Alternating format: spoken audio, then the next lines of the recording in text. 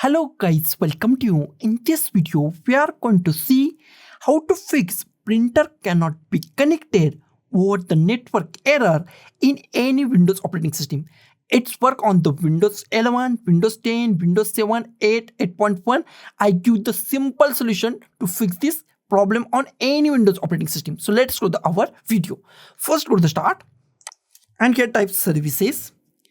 Click on the services.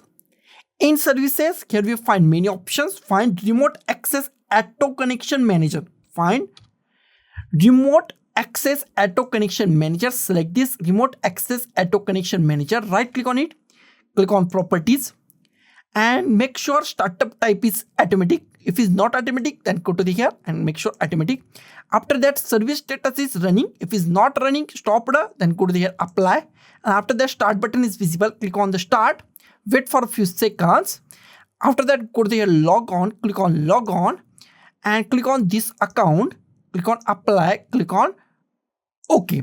After that, here we find remote access auto connection manager. Right click on it and restart it.